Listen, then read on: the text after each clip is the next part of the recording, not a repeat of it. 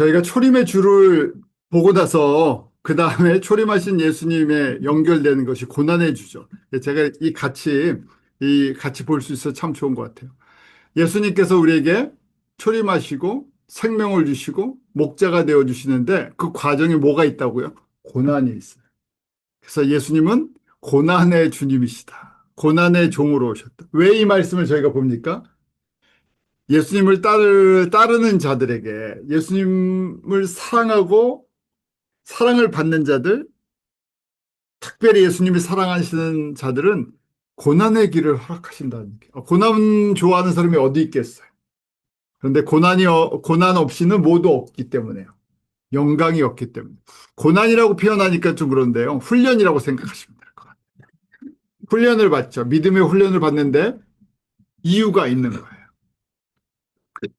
예수님도 이 땅 가운데 예수님이 오시는 길이 초림하셔서 생명을 주시는 것이 고난의 종이었다는 걸 하나씩 하나씩 보여주세요. 그래서 아브라함과 모리아산에서 이삭을 번제로 드리는 장면을 보여주시죠. 창세기 22장 2절에 내 사랑하는 독자 이삭을 데리고 모리아 땅으로 가서 내가 내게 일러준 한 산 거기서 그를 번제로 드리라. 이 과정이 이 제물이 되는 과정이 있어요. 예수님이 그냥 단순하게 십자가에서 죽으신 것이 아니라 제물이 되어가는 과정이 있는 거예요. 저희도 예수님을 믿고 우리의 삶이 예수님의 종으로 일꾼으로 쓰임을 받는데 그 과정이 있어요. 훈련받는 과정. 근데 그 과정 속에 항상 고난이라는 것이 있어요. 고난도 여러 종류의 고난이 있죠. 또 출애굽과 어린 양의 사건을 통해서 어린 양이 어떻게 됩니까? 제물로 드려져요. 제물로 드려지는 특징이 있었죠. 출애굽기 12장 5절에 보면 흠이 없고 일련된 수컷이라고 제한되어 있어요. 흠이 없어야 돼요. 그래서 저희가 이 흠이 없다는 것은 거룩하다, 의롭다, 또 저에게 적용하면 성결의 삶, 또 다른 얘기로 하면 성령의 9가지 열매를 맺는 것, 예수님을 닮아가는 팔복의 삶, 이걸 요구하세요. 왜냐하면 예수 그리스도의 복음 때문에 예수님이 의로운 흠이 없는 희생제물이 되어주셔서 생명이 전달이 될 때는 이 순결해야 돼요.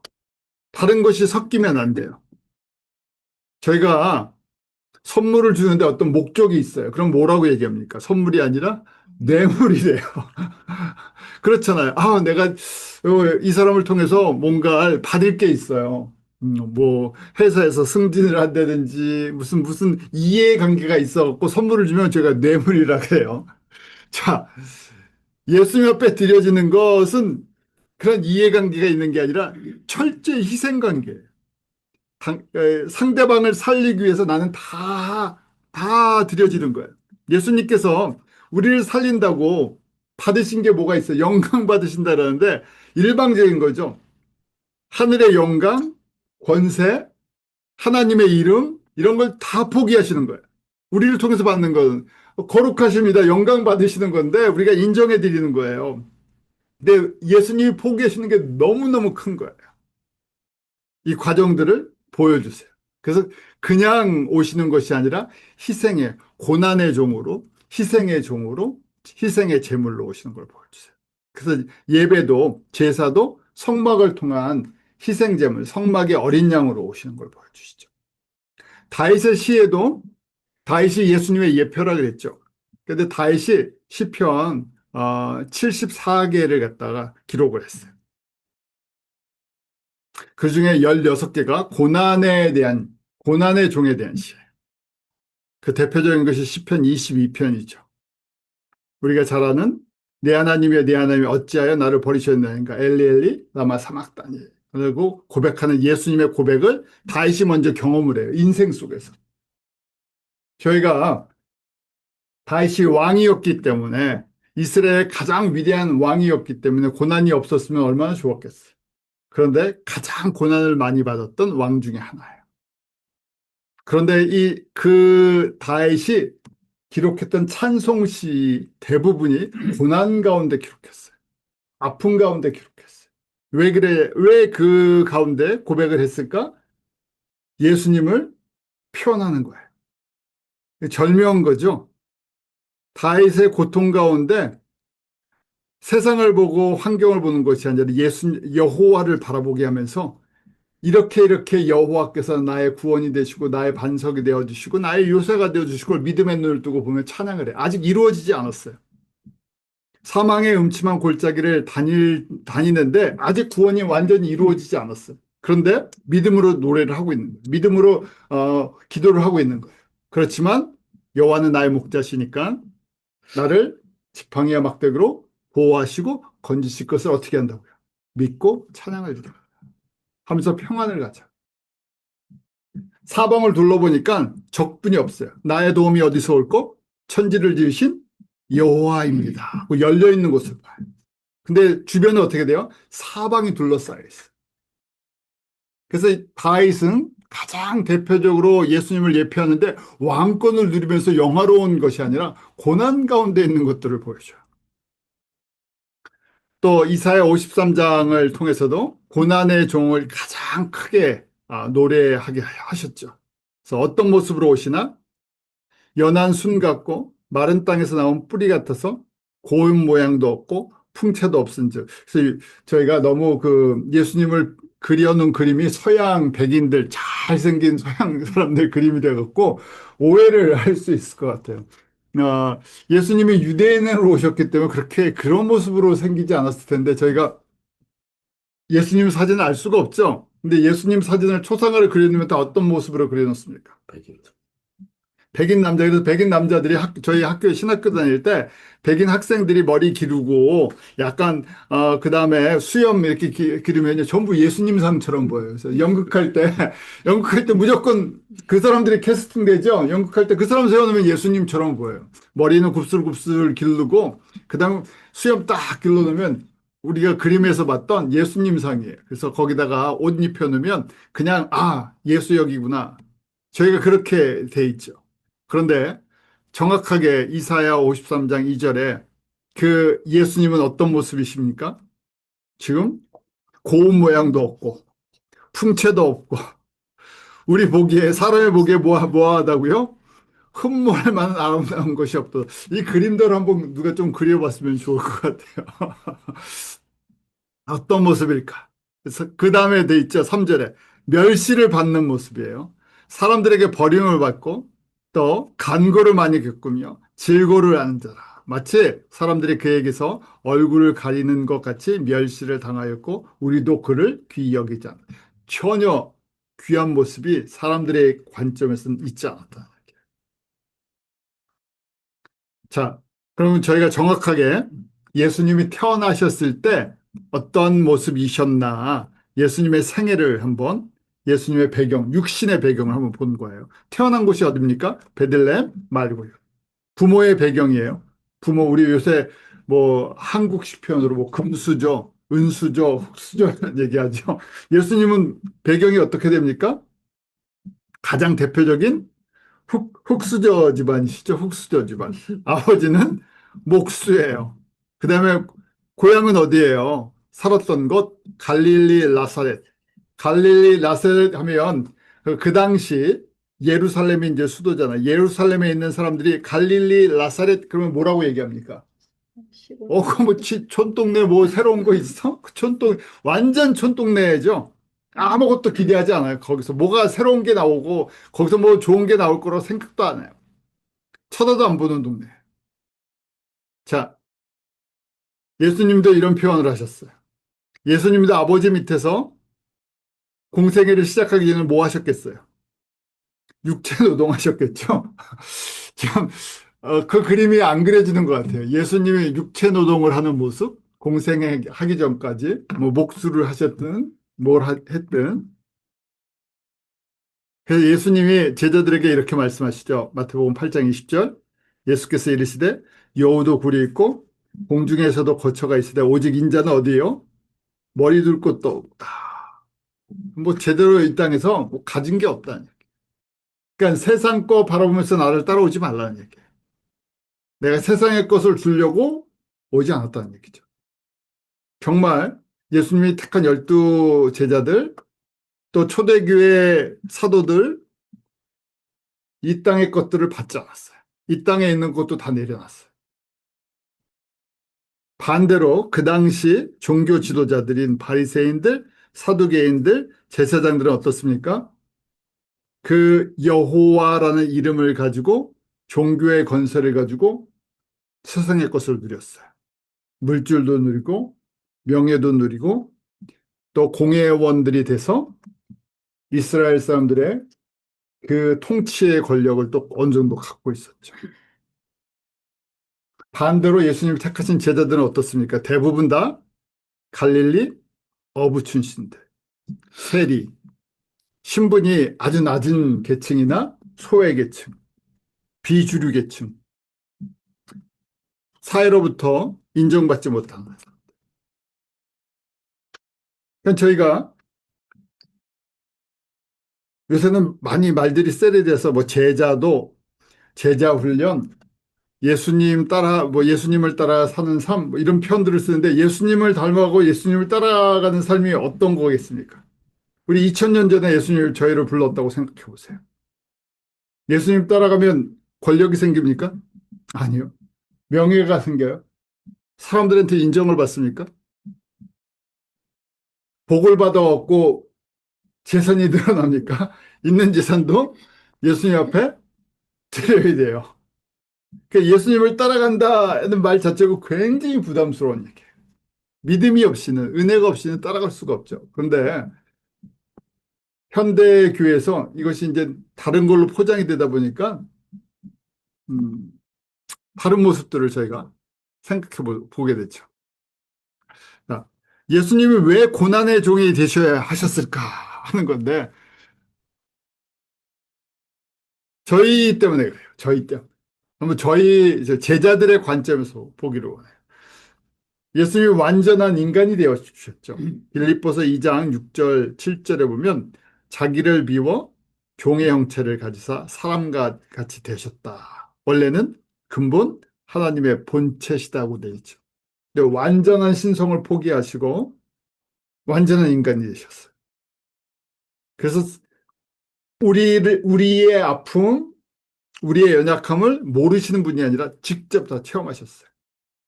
저희 때문에. 그래서 이 세상에서 예수님을 따라가면서 저희가 믿음의 길을 걸어갈 때 세상의 유혹을 어떻게 이기는지, 어떻게 극복해야 되는지 예수님께서 보여주셨어요. 왜냐하면 우리를 긍휼히 여기시기 때문에. 그래서 세상의 유혹을 이기기 위해서는 우리에게 적당한 고난들이 필요하다. 예수님이 보여주시죠. 공생애를 시작하시기 전에 마태복음 4장에 보면 광야에서 시험 받으시는 장면이 나와요. 우리가 잘 아는 것처럼 돌이 떡이 되게 하는 이 떡에 대한 거, 먹는 것, 그 다음에 영광에 대한 것, 특별히 마태복음 4장 8절 9절에 보면 마귀가 높은 산으로 올라가서 천하 만국의 영광을 보여주었다 그랬죠. 마귀에게 경배하면 어떻게 된다고요? 이 땅에 영광과 권세를 주겠다 하고 약속을 해요. 썩어질 거죠. 그때 예수님께서 말씀으로 이기시죠. 주 너 기록되었을 때래죠. 기록되었을 때. 구약에 가르쳐 주신 거예요. 하나님의 말씀으로 가르쳐 주셨어요. 뭐라고 가르쳐 주셨어요? 주 너의 하나님께 경배하고 그를 섬겨라. 여호와만 의지하고 사랑하라. 가르쳐 주셨어요. 기억나게 하시죠. 무슨 얘기예요? 예수님께서 광야에서 받으셨던 가장 대표적인 3가지 시험이 우리가 매일매일 겪는 시험이에요. 노출돼 있다는 거예요. 저희도요. 세상에 노출돼 있어요. 돈, 마지막 때 가장 파워 있는 거죠. 인기, 명예, 권력. 사람들은 그걸 따라 움직여요. 관심이 여기에 있어요. 저희도 이 가운데 살고 있기 때문에 계속해서 여기에 노출되고 유혹을 받아요. 그래서 저희가 이런 것 속에서 여호와를 바라볼 때, 예수님이 누구신가를 바라볼 때 이겨나갈 수가 있는 거예요. 하나님의 말씀을 기억할 때 이겨나갈 수 있어요. 믿음의 주요 온전케 하신 예수를 바라볼 때 이겨나갈 수가 있어요. 무엇을 바라보느냐 하는 거예요. 에덴 동산에서 선악을 알게 하는 나무의 열매가 있었죠. 그것을 먹음으로 말미암아 눈이 밝아졌다는데 어떤 눈이 밝아졌냐? 세상에 대한 눈이 밝아졌어요. 반대로 어떤 눈은 감겨버렸어요. 영적인 눈은 감겨버렸어요. 저희가 거꾸로 하나님의 말씀을 먹으면서 성령님께서 저에게 지혜를 주시면서 어떤 눈이 떠져요? 영의 눈이 떠져요. 영원한 것, 하나님의 보좌, 하나님의 영광이 보여요. 그러면서 뭘 이길 수 있어요? 육신으로 보는 걸 이길 수가 있어요. 그러니까 하나님의 말씀을 먹고 묵상하고 성령을 통해서 눈이 안 떠지면 어떻게 돼요? 계속해서 세상의 것을 보게 돼 있어요. 예수님께서 정확하게 그 과정들을 겪으셨고 어떻게 이기시는지 보여주시죠. 겟세마네 동산에서도 이 두 가지가 갈등하는 것들을 보여주세요. 그 얘기는 뭡니까? 저희는 끊임없이 갈등하는 게 정상이에요. 그러니까 예수님을 의리하고 신뢰하고 믿음이 자랄수록 갈등하는 시간이 어떻게 돼요? 짧아지죠. 그리고 빨리 회복돼요. 그 다음에 쉽게 이겨요. 인간의 한계성을 저희가 항상 인정을 하고 어떻게 보면 고난이 유익이 있다는 것이 이제 아 옛날에는 많이 맞아야 정신을 차렸는데 어떻게 돼요? 안 맞아도 정신이 차려져요. 그렇게 되기를 원하는 거예요. 맞아도 못 깨달을 때가 있어요. 저희가 그렇잖아요. 저희가 연약해갖고 사람들이 얘기를 해줘도 믿음이 안 들어올 때가 있어요. 꼭 내가 겪어서 넘어지고 아파봐야 깨닫는 경우가 있죠. 그런데 이제 어느 정도 자라면 어떻게 됩니까? 말씀만 들어도 저희가 깨닫게 돼요. 그게 은혜죠. 그래서 어디까지 가는 건가? 처음에는 유혹 때문에 이 유혹을 이기기 위해서 이 고난이 있었어요. 그런데 성장을 하면 어떻게 됩니까? 이제 유혹이 아니에요. 더 적극적으로 생명을 주는 과정으로 넘어가요. 나 때문에 나의 어떤 연약함 때문에 이 아픔을 당하는 것이 아니라 기꺼이 내가 예수님의 생명 때문에 희생하는 것. 다른 차원의 아픔이에요. 다른 차원의 고난이에요.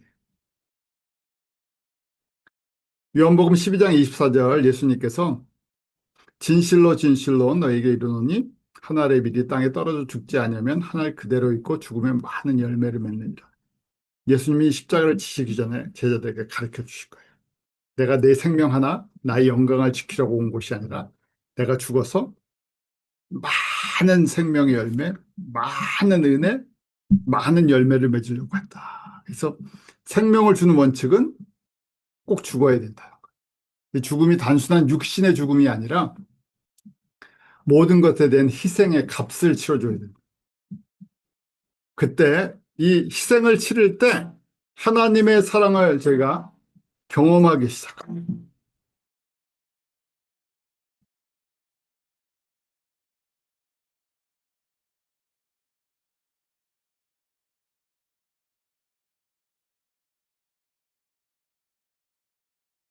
세상의 모든 걸 포기하시고 십자가의 죽음을 통해서 생명을 주셨어요. 제자들도 마찬가지죠.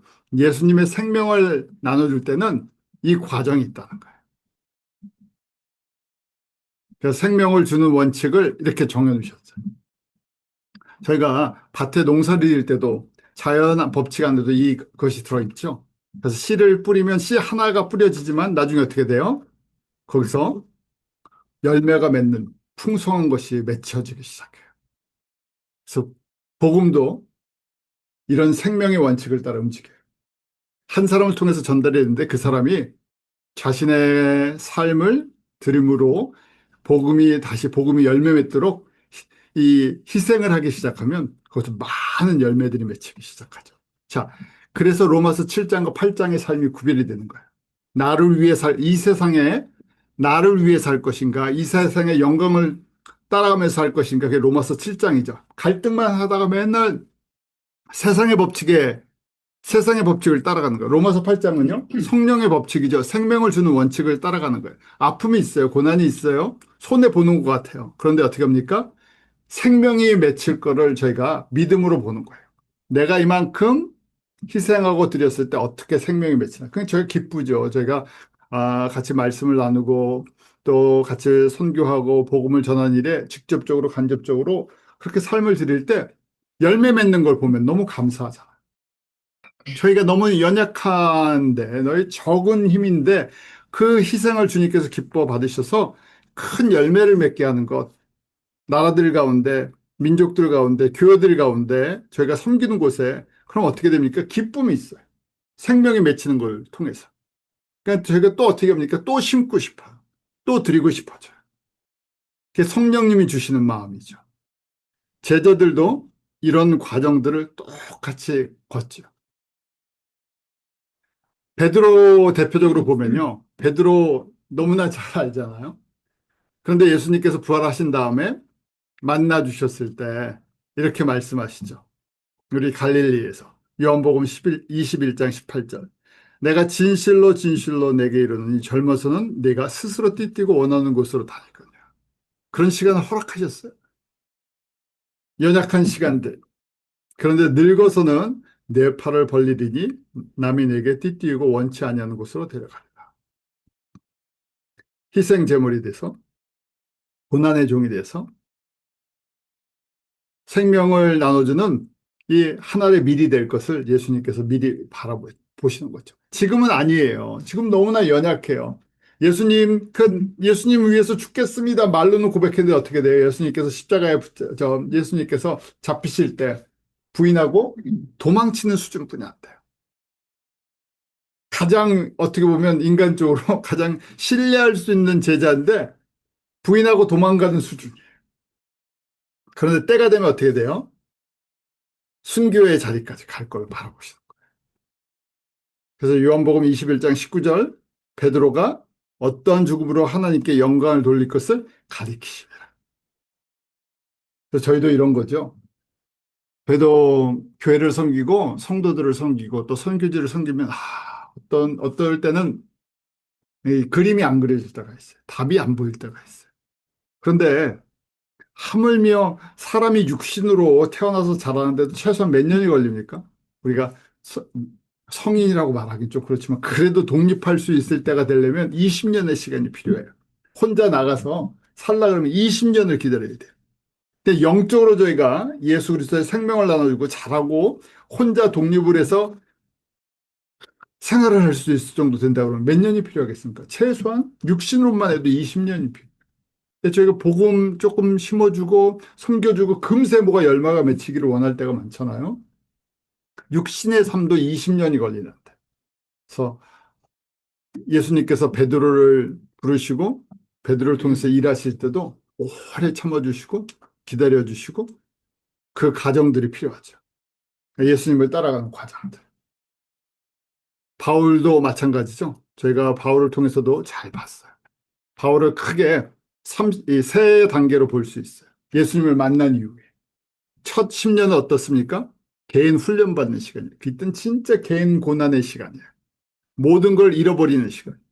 자기가 가졌던 명예, 권세, 인기, 뭐 이 모든 것들 다 잃어버리죠. 사울이라는 이름을 갖고 있었을 때 가지고 있었던 공회원으로서, 바리새인으로서, 로마 시민으로서의 특권들을 다 잃어버리는 시간들.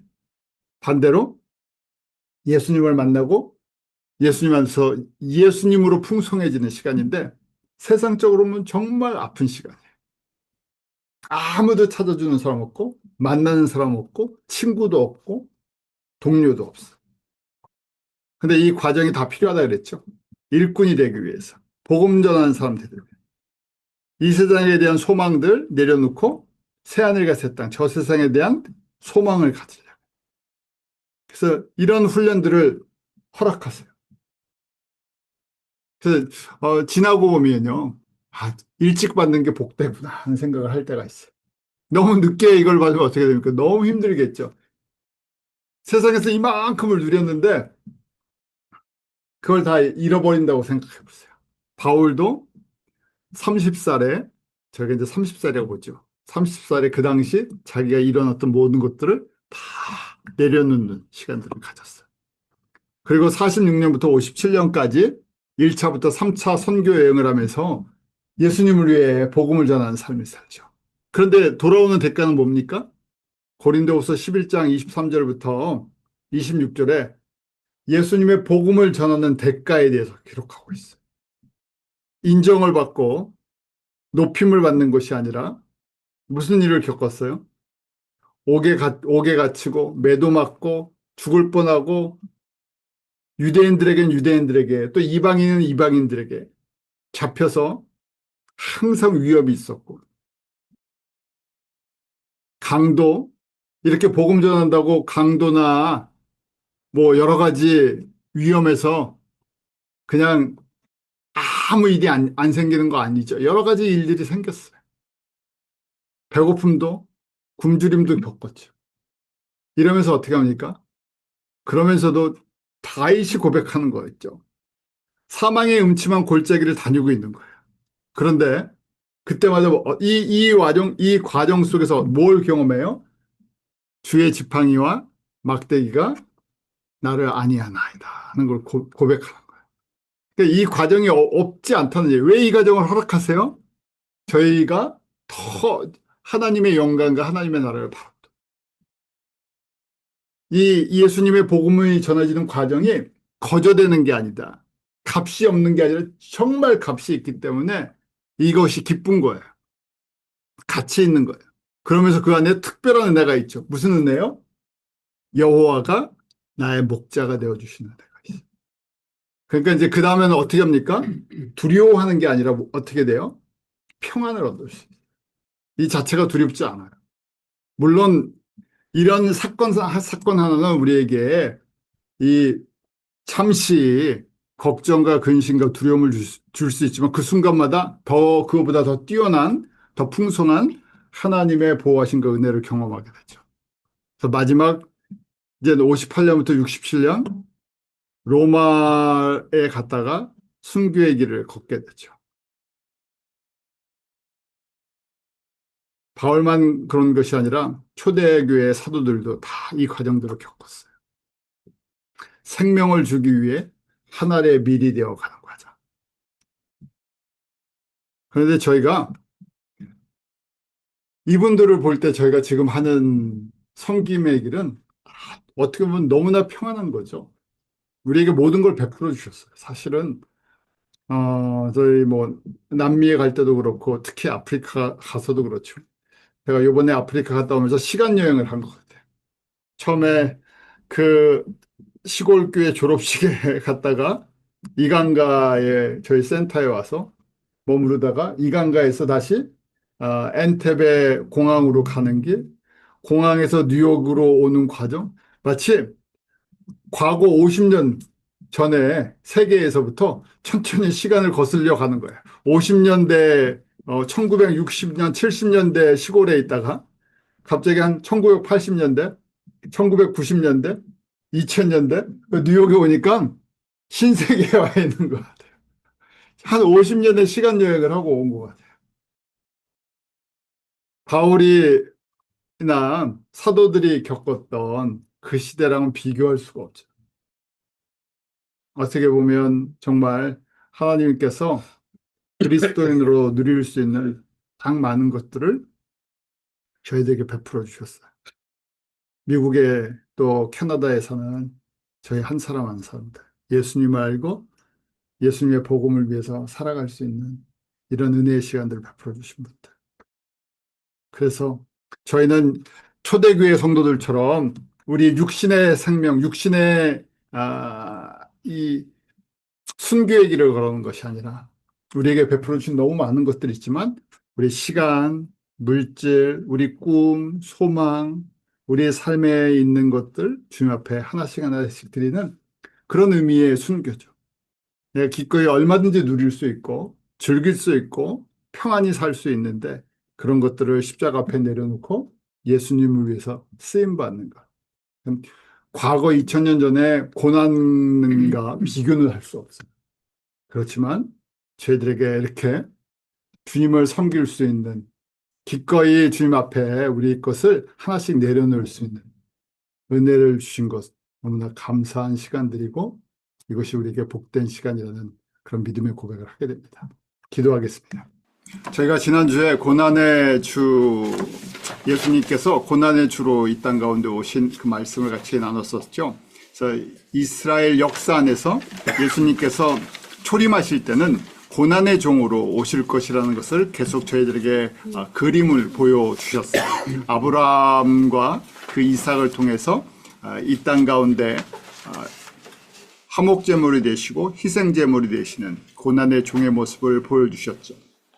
또 출애굽 과정 속에서 어린 양 예수 그리스도의 피로 우리를 구원하실 것과 성막의 제사법을 통해서 그 어린 양을 희생제물로 드릴 것, 또 다윗의 시를 통해서 많은 다윗의 시가 고난 가운데 다윗이 실질적으로 고난을 경험하면서 고백하는 시였는데 다윗이 예수님의 예표로서 그 많은 고난 속에서 하나님을 바라보며 믿음으로 찬양하는 그 시를 기록하게 하셨죠.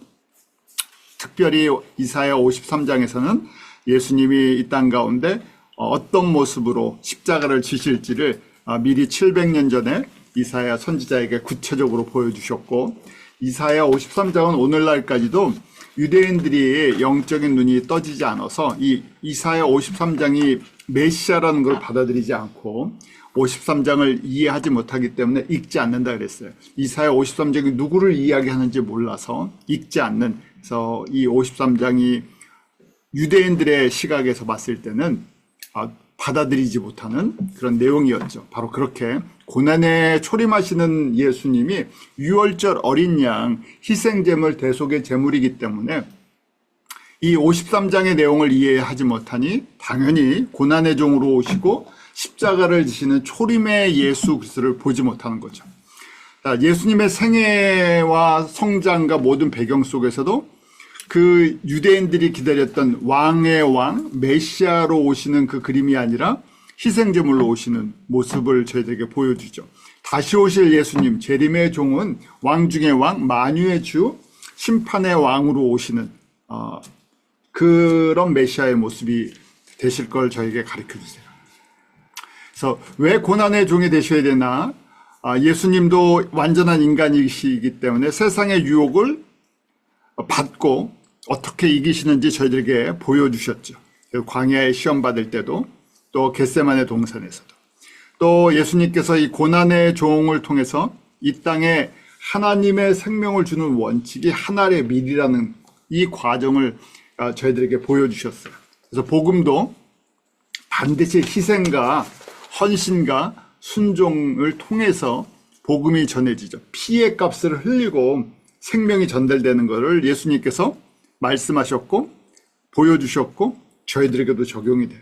그래서 복음은 값없이 주는 것이지만 그 자체가 값이 없는 것이 아니라 값을 매길 수가 없죠. 너무 귀한 것인데 그 가정 속에 꼭 복음을 전달하는 사람들은 세상의 것들을 내려놔야 하는 그 과정들, 고난의 주를 따라 걸어가야 하는 과정들이 있다는 것을 저희들에게 보여주셨어요. 제자들의 삶도 그렇죠. 베드로의 삶을 통해서도 바울의 삶을 통해서도 그 과정들, 누구나 다 그 과정들을 겪는다는 것을 보여주시고, 이것이 또한 훈련의 과정이고 이 훈련의 과정을 통해서 하나님께서 하늘의 기업들을 약속해 주셨죠. 그래서 저희가 믿음의 여정, 이 땅에서 하는 믿음의 여정은 어떻게 보면 믿음의 훈련의 과정이고, 믿음의 훈련을 받는다는 얘기는 무엇입니까? 하늘의 기업을 받을 준비 과정이라는 얘기예요. 거꾸로 훈련이 없으면 저희가 받을 상급도 기업도 없을 수 있다는 얘기예요. 바울도 1차, 2차, 3차 선교 여행을 통해서 많은 역경을 겪죠. 그런데 하나님께서 그 과정 속에서 꼭 만나야 할 사람들, 가야 할 곳, 전해져야 할 복음을 전하게 하셨어요. 그래서 고난 가운데 열매를 맺게 하시는 걸 보여주셨죠. 자, 여기까지 지난주에 한 내용입니다. 여기까지. 그래서 저희가 로마에서 마지막 바울이 순교하고 초대교회의 모든 사도들의 길이 고난과 순교의 과정이었다. 그래서 순교는 물리적인 순교만이 순교가 아니라 지금 현대에 와갖고는 물질적인 것, 물리적인 것, 정신적인 것, 정서적인 것, 또 영적인 것 많은 희생이 있어요. 하나의 밀이 되어서 생명을 만드는 과정 속에는 하나씩 하나씩 내가 세상에서 갖고 있었던 나의 것이라고 생각했던 것을 예수님께 주권을 돌리고 예수님이 사용하시는 도구가 되어가는 과정들이 있죠. 베드로도 젊었을 때 자신이 계획했던 인생의 길이 있었는데 그것이 노년에 이르러서 예수님께서 예언하신 것처럼 이제 그 사도로서 마지막 로마에서 십자가에 거꾸로 매달려 죽음을 당하는 그 길을 걷게 됐죠. 우리가 잘 아는 도마는 인도까지 가서 복음을 전했다고 하고, 마가는 오늘날 이집트 컵틱 정교회가 있는데 그 이집트 정교회에 복음을 전해준 사람이 마가라고 하죠. 또 마태는 에디오피아까지 갔고, 서머나 교회 폴리캅이라는 유명한 초대교회 그 교부가 있었죠. 그 폴리캅은 장작불에 화형을 당해서 순교를 했다. 그래서 초대교회 교부들, 복음을 전하는 사람들은 순교를 당하는 것을 영광으로, 가장 큰 영광이라고 생각했어요. 왜냐하면 내가 순교 당해야지 해서 순교를 당하는 것이 아니라 하나님께서 택한 사람들만, 그 영광 가운데 초대할 사람들, 특별히 가장 큰 복을 받은 사람들이 순교자의 대열에 들어간다고 보았던 거예요. 그렇게 복음이 처음에 1세기부터 3세기 로마 제국에 증거될 때 거기에는 이런 많은 피들을 통해서, 제자들의 피를 통해서, 순교의 피를 통해서 복음이 전달되는 과정이 있었죠. 오늘날까지 저희가 한국교회도 마찬가지죠. 한국교회를 저희가 한번 돌아봐야 되죠. 한국교회 복음이 들어왔을 때 저희 개신교 복음이라고 생각하셔도 되고요. 우리 뭐 천주교가 들어왔을 때도 그 과정들이 있었지만 쉽게 들어온 과정이 아니었었죠. 많은 서방에 우리 이 선교사님들의 그 많은 희생들이 있었어요. 당장 눈에 나타나는 열매가 없을 그 과정 속에서 한국에 들어올 때까지, 조선에 들어올 때까지, 복음이 전달될 때까지, 성경을 하나 전달될 때까지 수많은 역경들이 있었죠. 그래서 하나님이 쓰시는 사람들, 어떻게 보면 이것이 복이 있는 것인데 훈련을 받는 사람이 복이 있어요. 우리 두 종류의 그 시련이라고 얘기할 때, 시험이라고 얘기할 때 성경 속에서 두 종류가 있다 그랬었죠. 시험이 두 종류인데 하나는 테스트, 트라이얼이라는 페이라스모스, 우리 헬라어로 페이라스모스예요. 야고보서 1장 2절과 3절에 나오는 것이죠. 이거는 영적인 성장을 위해서, 그릇을 만들어주기 위해서 훈련을 시켜주시는 목적이 있는 훈련이에요. 그러기에 야고보서 1장 2절에 내 형제들아 너희가 여러 가지 시험, 여기는 시련이에요. 트라이얼, 여기 영어로 트라이얼이라고 되어 있죠. 시험을 당하거든 온전히 기쁘게 여기라. 왜 기쁘게 여겨야 됩니까? 이렇게 내가 예수님을 위해 사는데 예수님 때문에 당하는 고난들, 예수님의 이름 때문에 우리 값을 치르는 것. 왜냐하면 3절에 이는 너희 믿음의 시련이 인내를 만들어내는 줄 너희가 알미라. 거기 보면 perseverance, 믿음의 인내를 만들어내죠. 믿음의 인내가 생기면서 우리의 눈이 어디로요? 이 땅에서 새하늘과 새 땅으로, 약속으로, 소망으로 옮겨가게 돼 있죠. 그래서 우리를 온전케, 이런 과정 속에서 우리를 온전케 만들어준대요.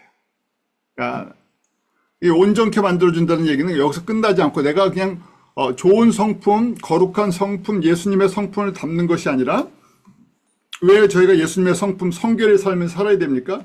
예수님 사랑하니까. 그런데 그 다음에 또 따라오는 게 있죠. 우리가 축구 선수들, 뭐 이제 월드컵 과정 속에서 축구 이야기 많이 하는데, 축구 선수 국가대표가 되기 위해서 얼마나 많은 훈련을 해야 돼요? 더 강한 훈련을 해야 돼요. 왜 합니까? 진짜 원 시합에 나가서 승리하기 위해서. 승리하고 나서 그것이 이제 나라나 개인의 영광이 돼버리죠. 분명히 있어요. 승리하는 후에 따라오는 영광이 있어요. 저희도 마찬가지예요. 이 믿음의 길을 걸어갔을 때 내가 이렇게 시련을 통해서, 예수님의 훈련을 통해서 믿음의 그릇, 예수님을 담는 온전한 이 사람이 됐을 때 우리에게 따라오는 것이 있죠. 그것이 하늘의 영광과 하늘의 상급이에요. 하늘의 기업이에요. 예수님께서 새하늘과 새 땅을 지금도 저희 시각으로 만들고 계세요. 누구를 위해서 짓고 계세요? 아내들을 위해서 짓고 계세요. 저희가 좀 그렇게 생각하자 그랬죠. 왜냐하면 신랑이 결혼 준비를 하고 있어요. 결혼 준비하면 한국에서 일반적으로 남자가 이제 집을 준비를 하죠. 신혼집을 준비를 하고 있어요. 예수님께서 신부된 우리를 위해서 새하늘 같은 땅에 집을 장만하고 계세요. 그 중에 제일 좋은 자리가 어디예요? 새 예루살렘이에요. 새 예루살렘이 정말 우리가 거할 가장 아름다운 곳이에요. 센터라고 얘기했죠. 새하늘과 새 땅의 센터, 우리 캐피럴 시티, 하나님의 성전이 있는 곳, 예수님이 거하시는 곳, 하나님의 보좌가 있는 곳, 그것이 바로 새 예루살렘이다 그랬어요. 그 새 예루살렘의 성에는 아무나 들어가는 것이 아니라 왕 같은 제사장, 하늘과 땅의 권세가 있어야 되는데, 다른 이야기로 보면 준비되어 있어서 하늘과 땅을 예수님과 함께 다스릴 권세가 있는 사람들, 기업이 있는 사람들. 그런데 지금 바로 이런 얘기예요. 이런 시험을 예수님 때문에 시련을 받고 훈련을 받으면 기뻐하라. 왜 기뻐해야 되냐요? 저희가 이런 소망이 있어요. 예수님과 함께 새하늘과 새 땅을 다스릴 영광의 날이 있기 때문에. 그걸 만들어 주신다는 얘기예요. 훈련을 시켜 주신다는 거예요. 조금 다른 얘기로 하면 저희가 하나님 나라의 이 국가대표, 편의죠. 하나님 나라의 대표들로 선택받은 사람들이에요. 그럼 어떻게 해야 됩니까? 선택받았을 때, 훈련시켜 주실 때 어떻게 해야 돼요? 열심히 해야 돼요. 왜냐하면 훈련한 과정 속에서 훈련을 잘 소화를 못하면 어떻게 됩니까? 그러면 후보로 밀렸다가 나중에 딴 사람한테 자리를 양보해야 되겠죠. 왜냐하면 이 자리가 얼마나 귀한 자리인지 저희가 깨달아야 돼요. 자, 베드로도 그래서 이런 사람들을 용광로 훈련을 시켜주신다 그랬어요. 베드로전서 1장 6절 7절에 보면 이제 여러 가지 시험으로 말미암아 잠깐 근심하게 되지 않을 수 없으나 오히려 크게 기뻐하는도다. 지금 고난 가운데 여기도 마찬가지예요. 트라이얼 테스트예요. 트라이얼이에요. 고난의 예수님 때문에 트라이얼 가운데 있는데 지금은 당장 눈으로 보면 근심이에요. 걱정이에요. 그런데 기뻐하는 거예요. 왜요?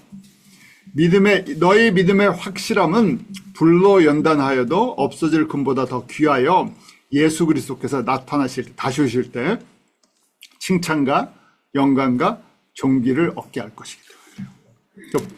왜 불 같은 훈련을 시켜주시나? 우리 안에 있는 불순물이 제거돼서 정금과 같이 만들어주신대요. 한국 축구하면 2002년도 월드컵 때 얘기를 하죠. 히딩크 감독 얘기를 하는데, 다 옛날 얘기지만, 히딩크 감독이 한국 선수들에게 집중적으로 시켜줬던 훈련 중에 하나가 체력 훈련이라 그랬었어요. 왜냐면, 전후반, 그냥 기술은 갑자기 안 늘어나는데 체력이라도 해서 열심히 뛰게 만들어줬죠. 저희도 마찬가지예요. 저희가 대단한 능력은 없는데 예수님께서 끝까지 뛸 수 있는 훈련을 시켜주신다 한번 생각해 보세요. 그럼 어떻게 됩니까? 금보다도 더 귀하여 없어지지 않는. 그래서 우리에게 뭘 주고 싶으셨어요? 칭찬과 영광과 존귀와 멸류관과 하늘의 기업. 그러니까 어떻게 해요? 지금 너무 힘들고 너무 고난이 있는 것처럼 보이고 캄캄한 것처럼 보일 수 있어요. 예수님 때문에. 그런데 어떻게 합니까? 그걸 기쁨으로 즐거워하고 기뻐하라. 우리 마태복음 5장의 팔복의 말씀 속에서도 예수님의 이름 때문에 의를 위해서 고난을 받는 자, 의를 위해 핍박을 받는 자 기뻐하는 거죠. 즐거워하는 거죠. 왜요? 하나님의 나라의 영광을 내가 누릴 수 있기 때문에 그래요. 다른 얘기로 하면 예수님의 신부를 만들어 주시려고 준비를 시켜주시는 과정. 왜냐하면 이 땅은 저희가 떠날 때가 있기 때문에 그렇고 정리를 해야 되고 아무리 저희가 여기서 견디려고 해도 몇 년을 못 넘겨요? 100년을 못 넘기기 때문에 그렇죠. 자, 천국은 그래서 무슨 사이다? 계층 사이다 이러는 거예요. 천국은 하나님이 공평하시니까 모든 사람이 다 공평해요. 맞아요. 공평해요. 그런데 공평한데 기업의 차이가 있다, 영광의 차이가 있다는 거예요. 이 땅에서 훈련받은 것에 따라서, 이 땅에서 예수님 안에서 얼마나 그 팔복에 쉬운 얘기로 팔복에 합당한 삶을 살았나? 복받는 예수님께서 제자들을 처음에 부르시고 내가 하늘의 복에 대해서 이제 설명해 주겠다고 가르쳐 주시는 것이 팔복이죠. 팔복의 첫 번째가 뭡니까? 부동산 투자를 잘하면 복이 있다? 그게 아니었죠. 심령이 가난한 자는 복이 있나니 천국이 저희 것입니다. 심령이 가난하다는 얘기가 뭡니까? 내 안에 예수님을 닮은 모습이 없습니다를 내가 파산했습니다. 나는 예수님 없이는 살 수 없는, 예수님 없이는 한순간도 살 수 없는 사람입니다. 내 노력으로는 예수님 닮아지지 않습니다. 내 노력으로는 천국의 이 영광에 참여할 만한 능력이 되지 않습니다.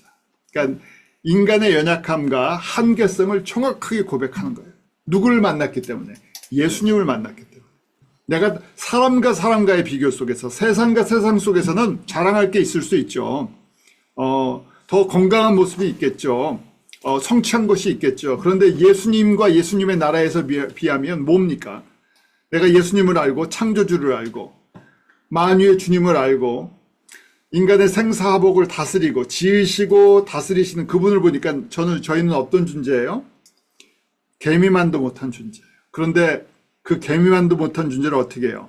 내 사랑하는 자녀라 그래서 생명을 주시고 하늘의 기업을 새하늘과 새 땅을 저희를 위해서 짓고 계세요. 그런데 그것이 끝이 아니라 그걸 지어서 우리에게 나눠주시겠다는 거예요. 그래서 그 하나님의 은혜와 사랑을 생각할 때 우리는 너무나 부족한 사람이죠. 그래서 심령이 예수님 앞에서 겸손한 자가 이 고백의 시작이죠. 그래서 마지막에는 예수님을 위해서, 의를 위해서 핍박을 받는 것을 두려워하지 않는 거예요. 그래서 천국은 이렇게 계층사예요. 그래서 고난을 통해 사람을 살리는 소금과 하늘의 밀력화를 깨닫고 순종하는 사람. 그 사람들이 높아지는 거예요. 그냥 투자하는 거랑 똑같다고 제가 말씀드렸잖아요. 어디다 어떻게 투자할 건가. 어차피 인생은 저희가 80년에서 100년이라고 생각해보죠. 어디다 투자하고 정리하고 떠날 것인가. 내가 이 땅의 부동산에 투자할 것인가, 이 땅의 명예에 투자할 것인가, 이 땅의 권세에 투자할 것인가. 참 한국이나 미국이나 뭐 전 세계 대통령들을 보면 안타까울 때가 많죠. 믿음의 눈을 뜨고 보면 영원히 다스릴 것도 아니고요. 몇 년 다스리고 내려와야 되는데 내려와서 어떻게 됩니까? 잘해야 뭐 강사 나가는 거고 잘못하면 어디 가요? 네, 감옥 가요. 잘못하면 안 한만 못해요. 근데 그 영광이 있기 때문에 사람들이 그 안에 누리는 권세가 있기 때문에 달려가잖아요. 저희는 그거랑 다르죠. 영원한 거예요. 그래서 기준이 있어요. 예수님이 평가하시는 기준이 있어요. 그냥 예수님께서 내가 사랑하니까 다 생명을 주죠. 그런데 예수님이 훈련을 시켜주시고 지금 팔복이 평가 기준이에요. 또 다른 기준이 무엇입니까? 우리가 잘 아는 성령의 9가지 열매가 평가 기준이에요. 또 예수님은 저희들이 어디를 감찰하세요? 중심을 보세요. 그래서 마음이 청결한 자가 복이 있다는 거예요.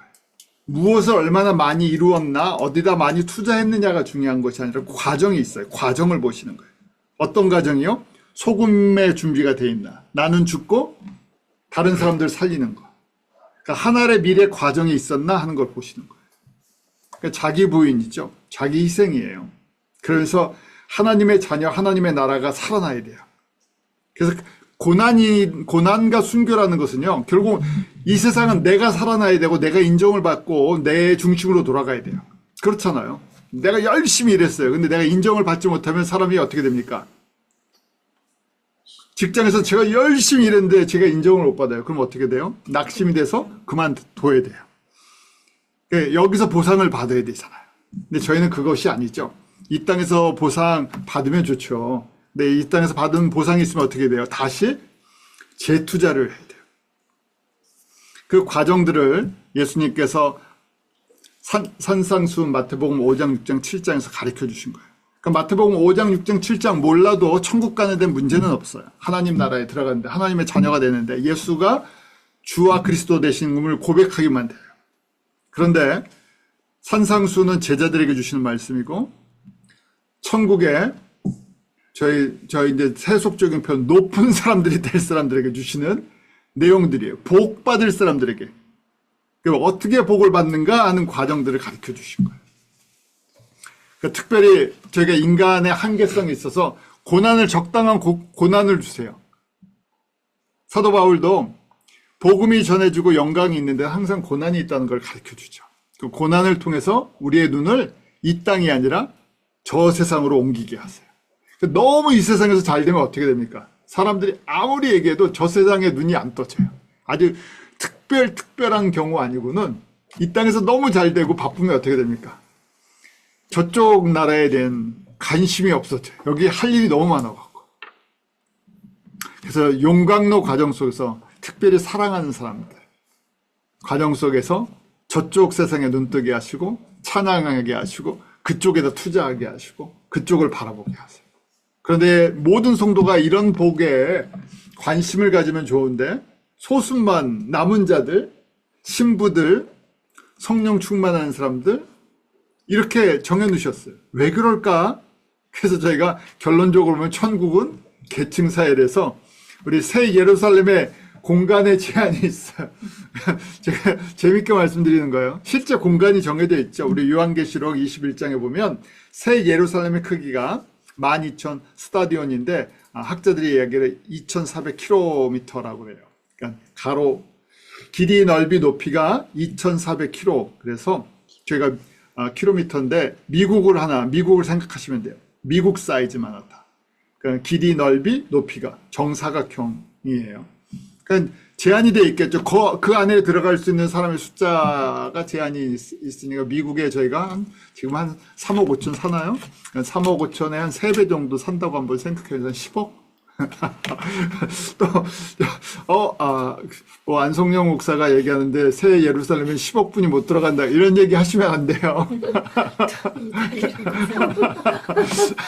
제한이 분명히 그렇게 공간을 얘기하셨어요. 그래서 아무나 들어가는 것이 아니라 땅의 영광을 가지고 그 안에 들어간다고 말씀하시죠. 그러니까 땅을 다스리는 권세가 있는 사람들. 예. 그래서 결론적으로는 모든 그리스도인들이 참여하는 것이 아니라 특별한 사람들, 예수님의 신부로 준비된 사람들, 예복을 준비한 사람들, 같은 편이에요. 성령 충만한 사람들, 하늘에 미리 됐던 사람들, 소금과 빛의 역할을 한 사람들, 팔복의 사람들, 그 다음에 우리 슬기로운 5처녀, 달란트를 잘 사용했던 사람들, 또 염소와 양에서 양의 자리에 섰던 사람들, 다 같은 편이죠. 남은 자, 구약으로 보면 우상을 섬기지 않은 사람들, 우리 지상 계명, 그레이트 커맨드먼트라면 수직 계명을 잘 지킨 사람들, 그다음 수평 계명을 지키고 지상 사명을 순종했던 사람들. 그래서 이스라엘 역사를 보면 북이스라엘의 왕이 20명이었고 남유다의 왕이 20명, 합쳐서 40명이에요. 북이스라엘 20명, 우리 영적 지도자라고 얘기하죠. 북이스라엘 교회에 20명의 담임 목사님이 계셨는데 20명의 담임 목사님 중에서 우상을 섬기지 않는 사람은 한 명도 없었다. 칭찬받는 사람이 한 명도 없었어요. 무슨 얘기예요? 북이스라엘 교회 다니지 말걸. 근데 북이스라엘 사는 사람들은 선택의 여지가 없었어요.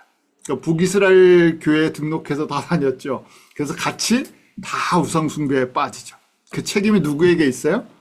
왕들과 거기 지도자들에게 있겠죠. 남유다는 하나님이 좀 더 은혜를 주셨어요. 거기에 보면 우상을 타파하고 철저하게 여호와 하나님만 섬긴 2명의 왕이 있죠. 히스기야 왕과 요시야 왕이에요. 가장 복된 왕이에요. 이런 복된 왕을 주셨어요. 왜냐하면 언약이 흘러가죠. 아브라함과 다윗의 자녀들, 우리 다윗을 통해서 오실 메시아이기 때문에 특별히 이 다윗의 후손들에게 이런 복을 주셨어요. 북이스라엘이랑 좀 다르죠. 그 다음에 유다의 6명의 왕은 그래도 우상을 어느 정도 타파하고 여호와를 사랑했던 사람들, 산당은 완전히 없애지 못했어요. 그렇지만 좀 그래도 이런 신앙의 회복을 위해서 수고했던, 노력했던 사람들이 있어요. 그래서 이게 그냥 보는 거예요. 남북의 왕 40명 중에서 2명만이 진짜 신실한 왕이에요. 그래서 퍼센테이지로 보니까 5%뿐이 안 돼. 진짜 신실한 사람. 그다음 6명까지 포함하면 몇 퍼센트? 한 15%. 그래서 저희가 교회에 한 10%에서 한 20%의 사람들이 맥시멈 20%예요. 그래도 우상 섬기지 않고 예수님을 사랑하는 사람들. 우리 세 번째 유형의 믿음, 새하늘과 새 땅, 히브리서 11장의 믿음을 갖는 사람들이 20%는 굉장히 건강한 거예요. 그래서 저희가 이 투표, 저희가 가끔 얘기하죠. 이 민주주의 투표의 한계성이에요. 민주주의 투표를 하면 어떻게 됩니까? 85대 15, 80대 20으로 대중이 이겨요. 대중의 뜻대로 가게 돼 있어요. 한계성이에요. 그래서 저희가 리더들이 누군가, 리더들이 어떤 사람들, 신실한 사람들인가. 그래서 완벽한 건 없어요. 이 땅의 교회는 완전하지 않죠. 예수님은 완전하시는데 이런 한계성을 가지면서 저희가 주님께서 우리를 훈련받게 하세요. 같은 편, 제자들, 헌신자들, 신실한 자, 주님의 뜻대로 부르심을 입은 자, 로마서 8장의 사람들, 같은 표현들인데 이 사람들이 천국에서 기업을 받을 사람들이다. 영광에 참여할 사람들이다. 하나님의 나라를 유업을 받을 사람들이다. 그러다 보니까 하나님께서 각 사람에게 필요한 연단들을 허락하세요. 연단이 없는 사람은 없죠. 어떤 사람은 물질에 대한 연단이 있는 사람, 건강에 대한, 또 자녀에 대한, 사업에 대한, 부부에 대한, 가족에 대한 여러 가지 연단이 있어요. 근데 저희가 로마서 8장에 이런 시험을 갖다가 계속 하시지는 않으세요. 어느 정도 됐다 그러면 다음 단계로 넘어가시고, 지나가게 해주시고, 이기게 하시고, 시험 안 받으려면 어때요? 시련을 안 받으려면요. 테스트 안 받으려면요. 테스트보다 더 열심히 준비하시면 돼요. 우리 감독 되시는 예수님이 정해두신 것도 더 빨리 순종하시면 돼요. 맞아서 훈련을 하는 게 아니라 웃으면서 미리 훈련에 참여하는 거죠. 네. 예수님을 더 닮아가시고 사랑하시면 되죠. 목적이 그거기 때문에. 그래서 이게 어렸을 때는 한두 대 맞아야 정신을 차렸는데 안 맞아도 웃으면서 찬양하면서 따라가는데 왜 저희가 이제 연단을 두려워하겠습니까? 그러면 연단이 필요 없고요. 예수님 사랑하시고 우리 지상계명 지상사명 잘 순종하고 예수님 닮으려는 그 고백을 주님 앞에 하면 얼마나 기뻐하시겠어요. 한국교회 이제 교회를 생각하면 교회 역사 속에서 이렇게 성도들의 80%, 많게는 90%가 예수님과 그 고난과 영광과 거리가 먼 세속적인 그리스도입니다. 구약시대 때도 북이스라엘과 남유다를 그냥 저희가 북이스라엘 교회, 남유다 교회라고 생각하시면 돼요. 왜 우리가 이스라엘 역사를 배워야 됩니까? 이스라엘 역사가 아니라 교회 역사다 이렇게 생각하시면 돼요. 북이스라엘 역사 항상 우상 섬기다가 문제 생기면 어떻게 돼요? 그때 여호와 하나님 앞에 나가서 무릎을 꿇지만 잠시 또 어떻게 돼요? 회복되면 다시 돌아서서 우상 섬겨요. 그것만 넘기면 돼요. 매일 똑같은 거 반복하죠. 결국은 우리 722년에 아수르에서 멸망당해요.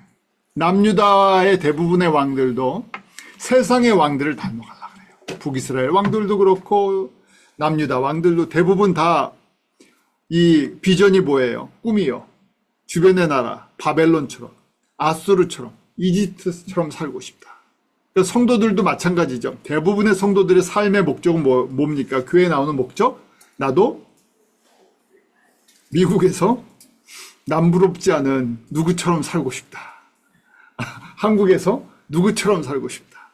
캐나다에서 누구처럼 살고 싶다. 우리가 다 우리가 바라보는 사람의 모델이 예수님과 관계가 없는 사람을 대부분의 성도들이 그렇게 바라본다는 거예요. 아메리카 드림을 찾아서. 그 너머에 있는 하나님의 부르심과 하나님의 영광을 잘 모를 때가 있어요. 그런데 그 책임이 누구에게 있습니까? 물론 개인적인 책임은 나에게 있지만 누구에게 제일 책임이 커요? 북이스라엘 왕들, 남유다의 왕들이에요. 통치권을 갖고 있기 때문에. 그래서 교회에다 적용하면 누가 제일 문제가 이 복도 있고 책임도 있고 징계도 있어요. 누가요? 말씀을 가리키는 담임 목사님. 부목사님은 좀 적어요. 왜냐면 책임이 좀 적기 때문에. 그래서 부목사가 훨씬 편합니다. 전도사나. 왜냐면 최종 책임을 지지 않기 때문에. 영광도 적겠지만요. 그래서 저희 목회자가 어떤 말씀을 전해주느냐. 굉장히 중요한 거예요. 왜냐면 영의 양식이기 때문에. 세상의 메시지를 듣고 싶으면 세상에 가면 돼요. 그런데 교회에 온다는 것은 내가 하나님의 말씀을 들을 수 있는 가장 중요한 곳이에요. 근데 반대로 저희가 축복에 대한 세상 축복, 기복신학, 프로스퍼리티 티올로지라고 얘기하죠. 우리 번영신학. 이것이 교회 성장이랑 연결이 돼 있어요. 교회를 성장시키려면 이런 걸 해야 돼요. 미국이나 한국이나 다 어느 나라나 마찬가지예요. 대형 교회가 되려면 사람들의 felt need, 당장 필요한 걸 채워줘야 돼요. 그러다 보니까 사람들이 관심이 있는 것, 이 세상의 평안함과 행복과 복에 대한 메시지가 성경의 말씀이랑 섞여서 같이 전달이 돼요. 사업이나 건강이나 자녀의 성공 같은 기도도 거기에다 초점을 맞추고. 필요 없다는 얘기가 아닙니다. 이 과정이 있어요. 처음부터 예수님의 그 본질에 대해서, 하나님 나라 본질에 대해서 눈이 안 떠지죠. 왜냐하면 신앙이 잘해야 돼요. 믿음이 잘해야 돼요. 그런데 그 잘해서 그렇게 가도록 방향을 제시해주고 최종 책임이 있기 때문에 그 책임에 맞는 메시지를 전해줘야 되는데, 이게 참 처음에는 그런 의도로 시작을 안 하셨어도 시간이 흘러서 사람들에게 축복과 기복과 세상적인 관점으로 자꾸 말씀을 전하는 사람들이 모였어요. 처음에는 100명 정도도 안 되니까, 이민교회 생각하면요. 그러니까 괜찮은 것 같아요. 근데 어느 순간에 사람들이 몰려갖고 300명, 500명, 1000명이 되면 어떻게 됩니까?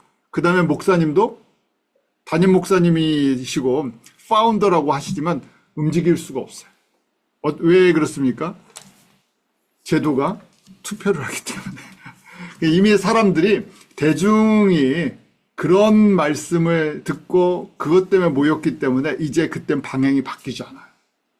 그래서 나중엔 거꾸로 목사님이 목회지를 떠나시는지 아니면 그대로 그냥 계속 진행이 되는 거죠. 로마 카톨릭 1500 역사도 저희가 보고 있어요. 어떻게 흘러왔나. 아니 이게 어떻게 교회의 모습이지? 하는데 아직도 세계에서 가장 큰 단일 교단이 얘기할 때 로마 카톨릭이죠. 그러니까 갖고 있는 권세, 영광, 그 안에 있는 것들을 저희가 다른 것과 비교할 수 없어요. 근데 그 안에 있는 신학은 완전히 이게 어떻게 성경이랑 매치가 되지?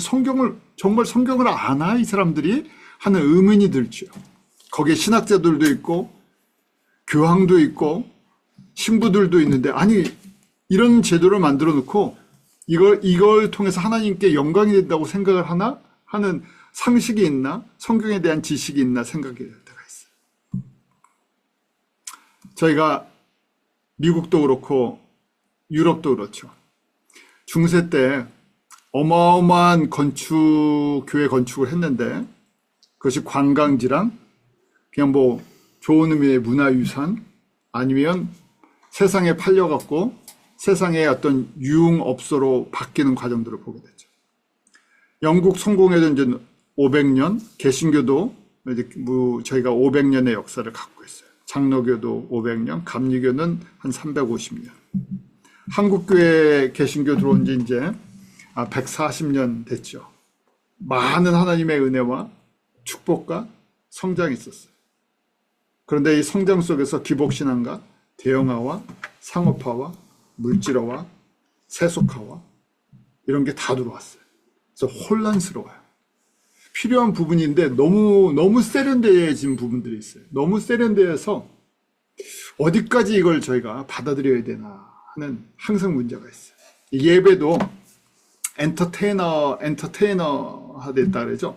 완전 문화 예술 같이 꾸며놨어요. 그래서 악기나 음향기기, 그 다음에 전 개인적으로 안 좋아하지만 연기도 이렇게 쫙 피어오르게 하는데 가끔 그런 데 가서 예배를 드리면 기분이 별로 안 좋아요. 정말 성령의 감동으로 연기가 오르면 너무 좋잖아요. 그런데 인위적으로 연기를 뿌옇게 이렇게 올려요. 뭐 사람들의 분위기는 굉장히 감동적이지만 인위적으로 이렇게까지 해야 되나 하는. 근데 많은 사람들이 그쪽으로 다 흘러가니까 그게 익숙해졌어요. 악기들도 최첨단이 되고. 그래서 거꾸로 제가 선교지에 가서 과거에 뭐 저희 갔을 때 진짜 아무 악기도 없을 때 보이스만 갖고 찬양하는 그 사람들, 아니면 나무통 두들기면서 찬양하는 게 어떨 때는 또 감동이 있어요. 너무 또 빨리 변해갖고 스피커 쓰고 마이크 쓰고 막 소리를 크게 내면 어떨 때는 아쉬움이 있어요.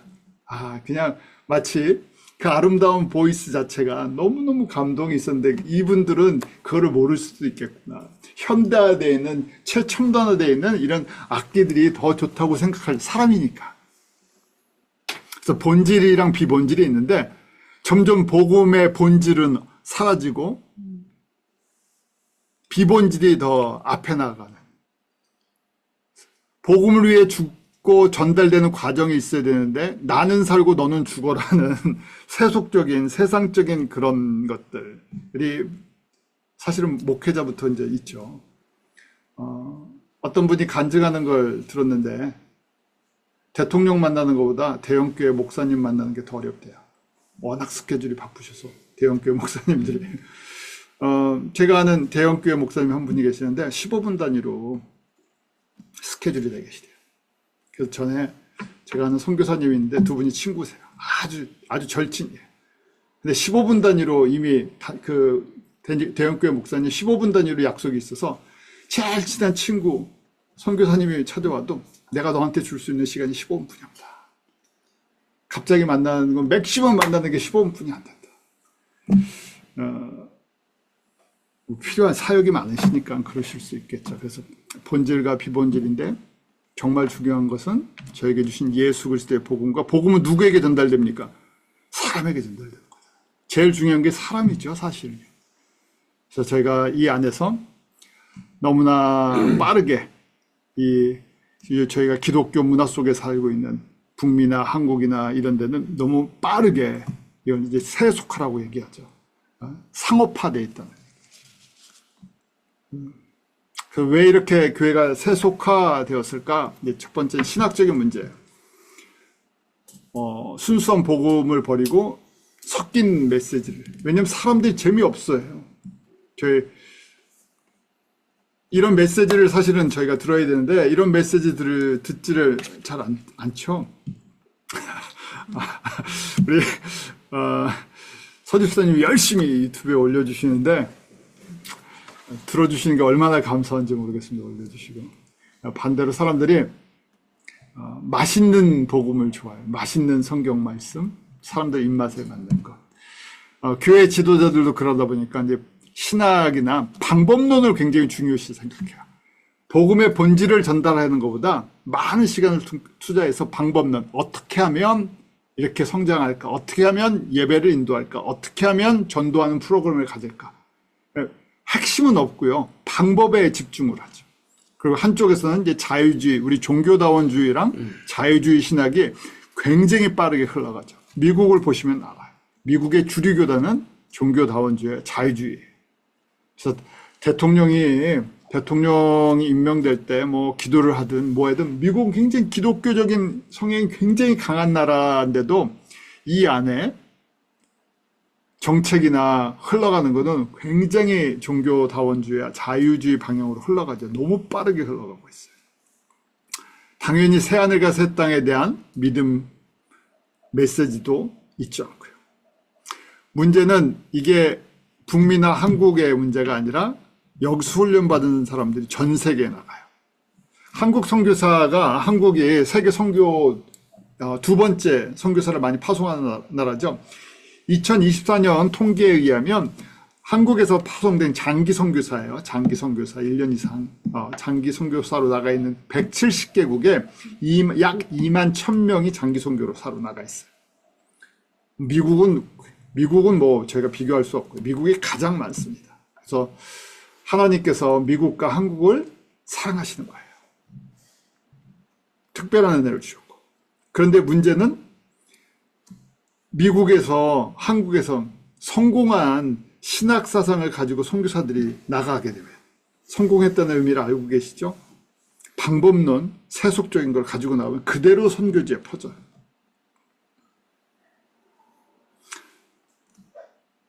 제3세계 선교지 사람들이요, 익숙해요. 왜냐하면 선교가 어떤 물질과 돈과 이런 것들이 들어오기 때문에 반대로 받는 사람들 입장에서는 눈이 반짝반짝해요. 그래서 아프리카에서도 저희가 아프리카 선교지만 굉장히 조심하고 있어요. 왜냐하면 아프리카 사람들이 외국에서 선교팀이 들어온다 그러면 돈이 들어온다고 생각을 해요. 그래서 프레드릭 목사님이랑 그런 얘기를 해요. 저희 외국에서 선교팀이 온다 그러면 엄청난 돈이 들어온다고 생각을 해요. 그래서 저희가 그게 아니라는 것을 계속 심어주기 위해서 더더구나 저희는 목회자 훈련에 집중하고 있잖아요. 그래서 그분들 필요한 것들이 너무 많잖아요. 근데 참 저희가 절제하면서 조심스럽게 나눠드리고 있어요. 주님께서 이렇게 한쪽에서는 교회 성장을 또 선교 운동이 일어나게 하고 한쪽에서는 남은 자와 순전한 자들을 훈련시키세요. 엘리야 때 7천 명의 남은 자가 있었다 그랬죠. 항상 예수님을 위해서 목숨을 바치는 신실한 종들이 있어요. 이름도 없이 빛도 없이 하늘의 밀이 되는 사람들. 그분들의 헌신과 수고가 사실은 한국 땅에 떨어졌던 거죠. 저희는 뭐 아펜젤러 언더우드 선교사님을 기억하지만 언더우드 선교사님을 보낸 교회들 몰라요. 누가 언더우드 선교사님의 본인 자비 갖고 본인이 돈을 벌어서 한국 교회를 지원해 준 게 아니라 그분 뒤에는 많은 분들이 기도와 물질과 사랑으로 헌신했던 분들이 있죠. 누가 했는지 저희는 한 명도 몰라요. 전에 오래전에 신문에 한번 그 언더우드 선교사님을 파송했던 교회에 대한 그 뉴스가 나왔었어요. 뭐 펜실베니아인가 뉴저지 어떤 그 교회, 이제 거의 사라진 교회죠. 그게 성서적이에요. 우리에게 전달해 줬는데 우리를 위해서 우리에게 전달해 줬던 사람들은 이 땅에 존재하지 않고 교회도 존재하지 않아요. 근데 그분들의 헌신이 있었고 앞에 언더우드 선교사님은 대표로 젊은 나이에 20대 초반에 온 거죠. 저희도 마찬가지. 앞에 나오는 사람들인데 그 나오는 사람은 항상 겸손해야 되죠. 내가 한 것이 아니기 때문에. 그렇지만 그 뒤에 자기를 하늘에 밀로 드렸던, 헌신했던, 또 산 제물로 드렸던 수많은 사람들이 있어요. 그러니까 주님께서 그분들을 사랑하신다는 얘기예요. 그러니까 세속화되게 안 만드세요. 세속화되게 안 만드시고 순전한 걸 사랑하게 하세요. 복음을 사랑하게 하시고 적당한 또 훈련도 허락하셔갖고 눈이 빨리빨리 어떻게 돼요? 하나님 나라로 옮겨가게 해주세요. 그래서 저희가 이 전천후 시각이라고 얘기하죠. 눈이 빨리빨리 어디로요? 조금 이 세상에 문제가 있을 때, 어떤 도전이 있을 때 어디로요? 새하늘과 새 땅을 믿음으로 하나님의 말씀 속에서 우리에게 약속한 하나님의 나라를 바라보게 하시는 게 복이 있는 사람이고 지혜가 있는 사람이에요. 저희도 이렇게 모여서 함께 말씀을 나누고 은혜를 나누고 또 같이 선교지를 섬기잖아요. 이게 저희가 복이에요. 왜요? 저희들 그냥 놔두시지 않고 정말 저희 여행하다 보면 선교지 가다 보면 아무리 그래도 미국이나 캐나다에서 사는 사람들처럼 사는 사람이 같은 시대인데 사는 사람이 많지 않죠. 지난주에도 제가 그런 표현 썼던 것 같아요. 우리 우간다 선교지에서 공항까지 가는데 한 50년의 세월을 제가 50년의 시간을 갖다 시간 여행을 하는 것 같아요. 뉴욕에 오니까 진짜 50년을 갔다 온 것 같아요. 왜냐면 너무 가는 곳이 이 생활 환경이나 문화 차이가 너무 많이 나니까 50년 전 한국 기억이 별로 없을 때 진짜 어렸을 때 흙바닥에서 뛰어놀던 그거보다도 더 못한 지역에서부터 가장 최첨단의 모든 것들을 갖추고 있는데 동시대에 같이 살고 있잖아요. 그래서 저희가 이렇게 말씀 속에서 또 저희가 선교지를 섬기면서 하나님께서 우리의 눈을, 우리의 관심을 예수님과 예수님의 나라로 옮겨주시는 것이 복이 있는 거죠. 예수님께서 그 과정 속에서 우리에게 필요한 고난과 연단들을 통해서 온전케 만들어 주시는 거죠. 그래서 어떻게 하면 이 연단을 빨리 지나갈 수 있나? 눈을 눈을 어떻게 해요? 하나님 나라로 옮기는 걸 잘 하시고 저희가 순종 빨리 하시고 하면 기쁨으로 변화될 줄 믿습니다. 기도하죠. 하나님 참 감사합니다. 저희들 예수님께서 우리에게 생명을 주시는 길이 고난의 길이었고 희생의 길이었고 순종의 길이셨습니다. 아버지 하나님, 이 땅에 무엇보다도 누구보다도 가장 좋은 것, 가장 귀한 것들로 우리에게 넘치게 채워주셨음을 고백합니다. 우리가 무엇이간데 주님께서 이런 특별한 은혜를 저희에게 베풀어 주셨습니까? 저희가 고백하는 것은 저희를 창세전에 예정하셔서 예수님의 신부로 만들어주시기 위해서 이런 특별한 은혜를 베풀어 주신 것을 고백합니다. 믿음의 눈을 뜨게 하시고 우리를 위해 예비하신 하나님의 나라, 하나님의 영광을 바라보게 하여 주시옵소서. 저희들 예수 그리스도를 알고 더 사모하게 하시고 하나님의 나라를 바라보며 믿음의 눈을 뜨고 그것을 예비하는 신실한 주님의 종들 되게 하시고 신부 되게 하시고 성령 충만케 되게 하여 주시옵소서. 예수님을 아는 지식과 총명과 지혜로 넘치게 하여 주셔서 우리에게 베푸신 은혜와 사랑을 온전히 예수님께 돌려드릴 수 있는 믿음의 사람들로 주님 앞에 서게 하여 주시옵소서. 감사함이 예수님 이름으로 기도하옵나이다.